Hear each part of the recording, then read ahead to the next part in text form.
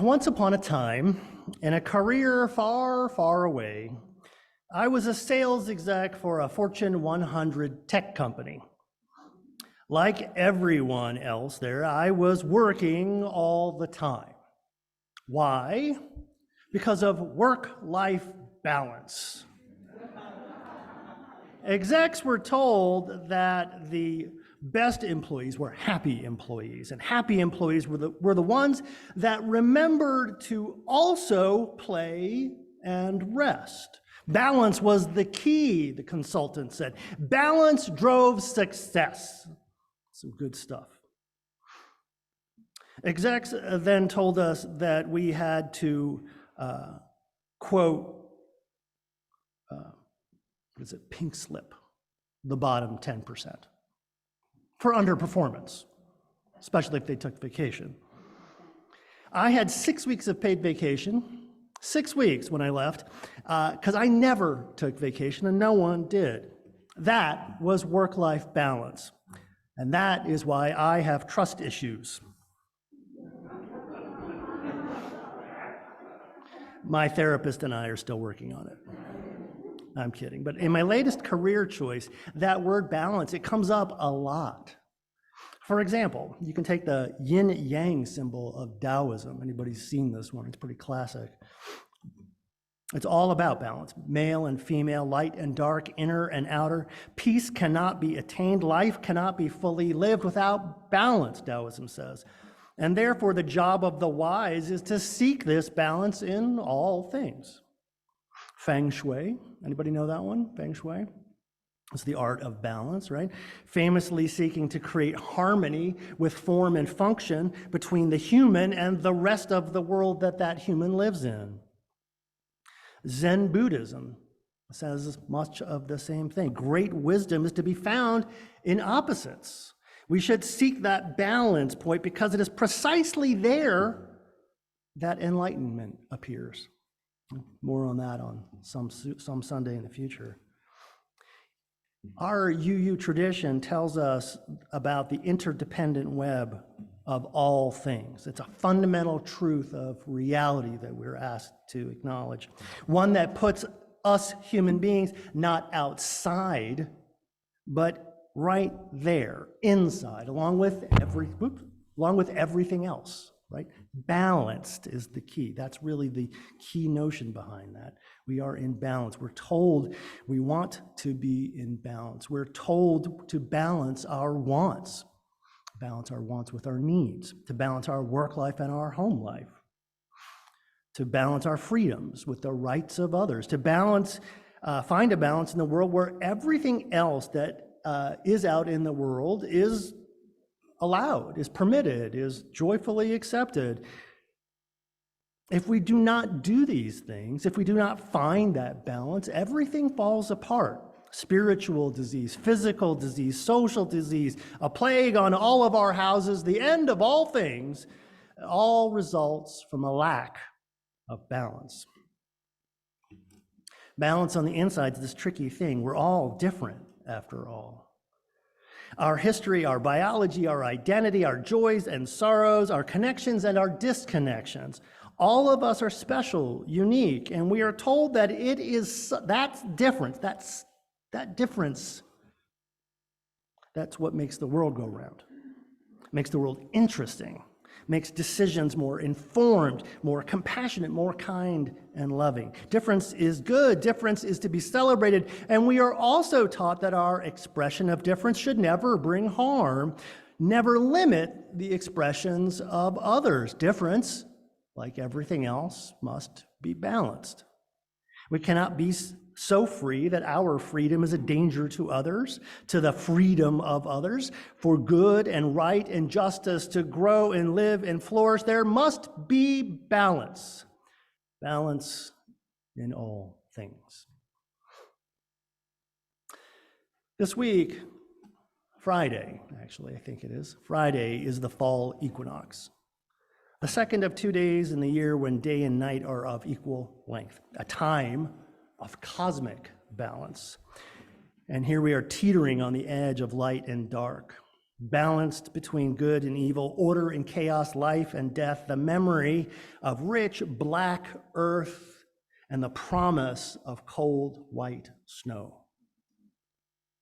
Our peculiar little planet, with its peculiar orbit and its adorable tendency to wobble, means that the lengths of our days and nights are constantly changing. When they stand in balance, that's odd, weird, something our ancestors found worth remarking on and remembering, and they did remark and remember. For them, this day was the day that slid their community out of summer and into fall.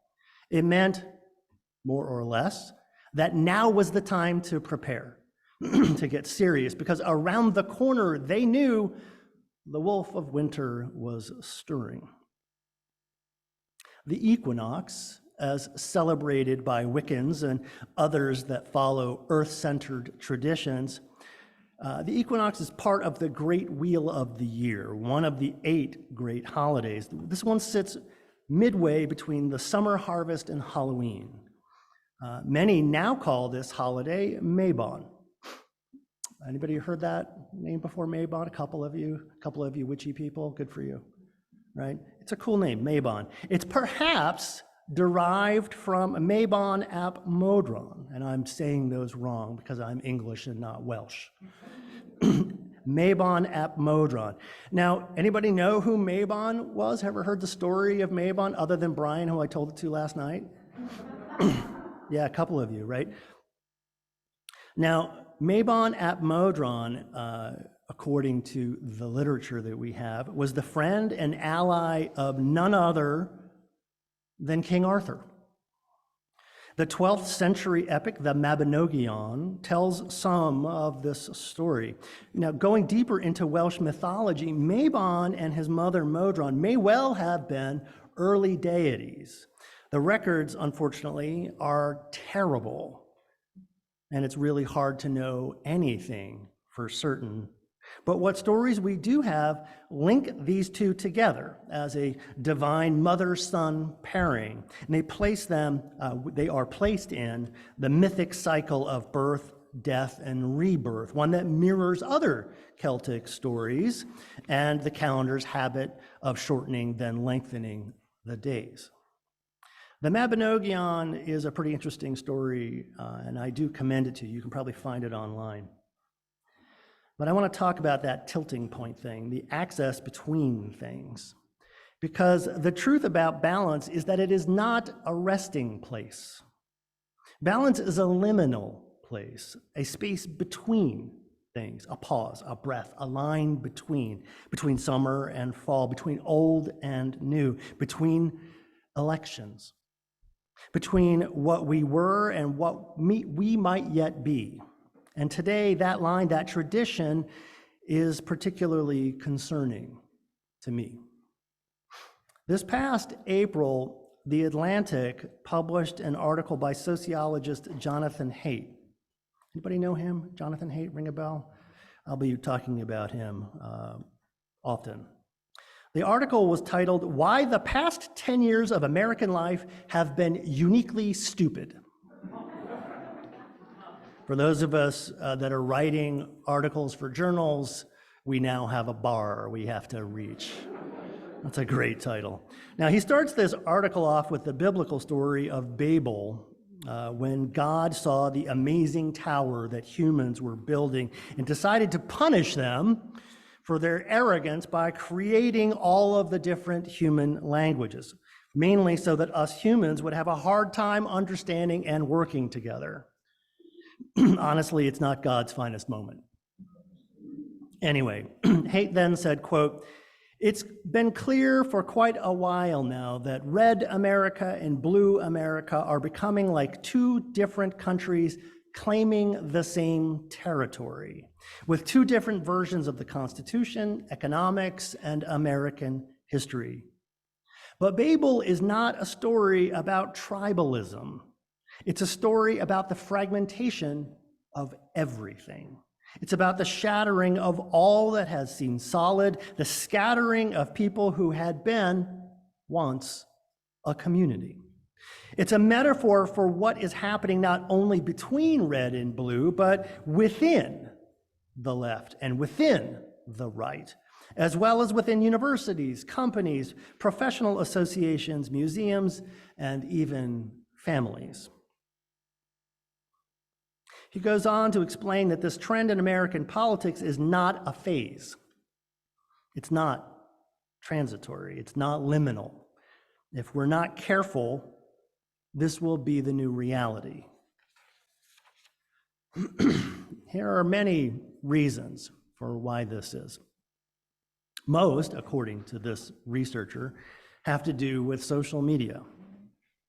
And not just because social media is bad, but because social media leads to, and at least the way we're using it, leads to the breaking of trust, the weakening of institution, and the loss of shared story. And all of that can be tied directly back to Facebook, Instagram, Twitter, YouTube, and some others. Now here, I've talked in the past about bubbles that we create, how the algorithm uses our interests to feed us exactly what most riles us up. Not because we want to be riled up, but because being riled up keeps us watching advertising.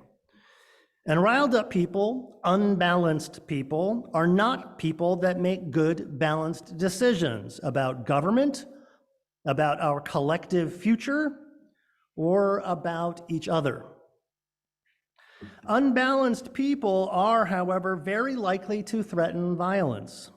And depending on which side of the political spectrum we happen to find ourselves, that violence may be physical or emotional. Those are clearly not the same, and I want to be clear about that. But it's absolutely true that in no cases is this tendency us rising above the noise, us embracing our enlightened selves, us leaning into our better angels, us coming together for the good of all and not just some. Violence is still violence.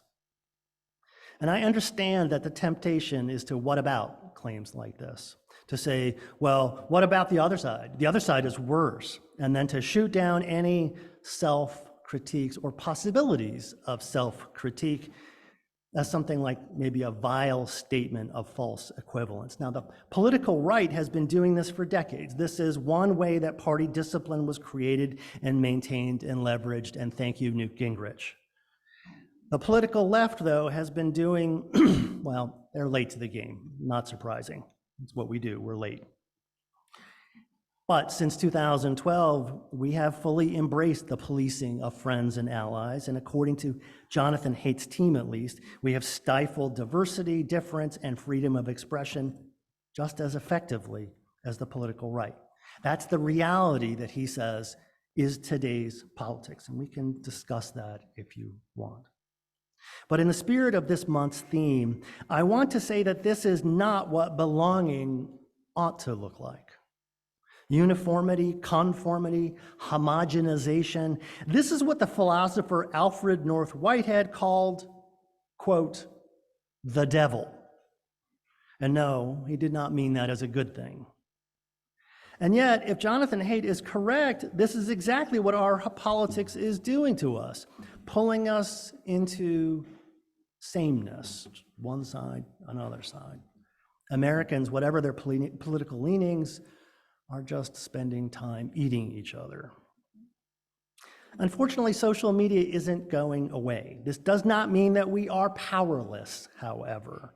If you've not watched the Netflix documentary, The Social Dilemma, anybody seen that yet? Go watch it. Seriously, go watch it. I cannot recommend that strongly enough. Maybe, Gene, maybe we should play that here some Saturday or something. The challenge we have going forward will be to make the changes that we need to make to ourselves, to our communities, to our democracy, changes that we must make if we are to make our world more like a world we say we want to live in. We'll turn to some of those in a future sermon and to an activity that we're going to be doing in mid-October. But here, following out this month's Soul Matters theme, I'm reminded of this quote by Tokopa Turner, the author of the book Belonging, Remembering Ourselves Back Home. They offer us the following, quote, "Our longing for community and purpose is so powerful that it can drive us to join groups, relationships, or systems of belief that, to our diminished or divided self, give the false impression of belonging. But places of false belonging grant us conditional membership, requiring us to cut off parts of ourselves in order to fit in. While false belonging can be useful or even instructive for a time, the soul becomes restless. And when it reaches a glass ceiling, it prevents us from advancing. We may shrink back from this limitation for a time, but as we grow into our truth, the invisible boundary closes in on us, and our devotion to the group mind weakens. Your rebellion is a sign of strength. It's a sign of health. It is a way of nature to shatter and reconstitute. Anything or anyone who denies your impulse to grow must either be revolutionized or relinquished. Every week, our opening words here tell us that we are welcome. We're welcome with our questions, welcome wherever we are on life's journey. What I'd like you to consider now, today, is that not every identity, not every group, not every belonging is a real one, a true one. This place, this sanctuary, this place can be just like any other place. It can be hollow and empty, and make no mistake, it is hollow and empty for some. But it doesn't have to be. So here is the challenge. Here's our challenge. Don't be the reason why someone else finds this place hollow and empty. It's easy for me to say. And maybe it is, but there are three things I like to do in uncertain times, in unbalanced times. And while I'm trying to do that, consider that, I'm doing that work of building beloved community. So yes, for those keeping track, these three I totally stole from Brené Brown. She teaches us this. First, people are hard to hate close up, so move in. Talk to your neighbors, the ones in the pew next to you, and also when you go home, your living next door neighbors. Ask them questions. Be curious and share. Second, speak truth to BS. My kids call that bologna sandwich. Speak truth to BS, but be civil. We get no bonus points for ignoring evil, but we also get no bonus points for being jerks. Third, hold hands with strangers. When we bother to ask to reach out often, way too often, we are startled at how much we have in common, even and maybe especially with those we disagree with. Not always, but often. Try it. Make it a practice. I suspect you'll be surprised. And lastly, kind of a summary here, is the strong back, soft front, and a wild heart. Very briefly, strong back, you are worthy. 2, soft front. Strength comes from love, not pride or defensiveness. Tenderness should always be the guide. 3, wild heart. Show up. Bring that vulnerability and your courage, your fierceness and your kindness. If you're hearing the word balanced in there, that's not an accident. Now, these are just some things for all of us to practice in the days to come. Easy peasy stuff, right? Yeah. But maybe they will help us in this liminal space, this space between things, and maybe we can push our way past it. As we sit here in this pause, this breath, looking at the line between summer and fall, between old and new, between elections, between what we were and what we might yet be. At these transitions, these junctions, we're asked to consider what came before and to prepare for what comes next.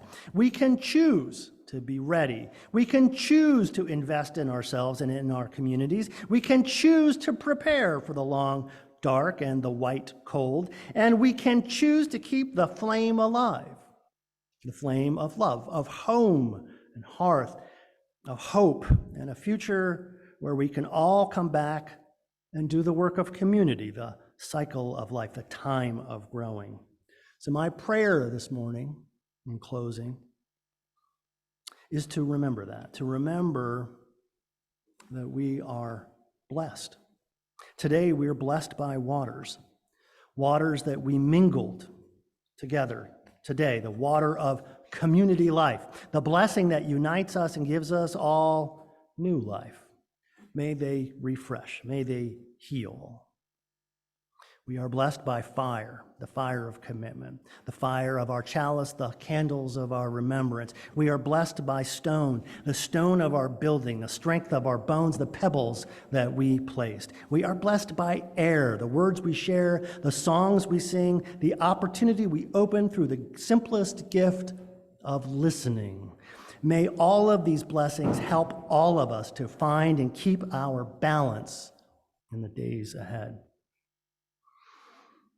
Amen, and blessed be.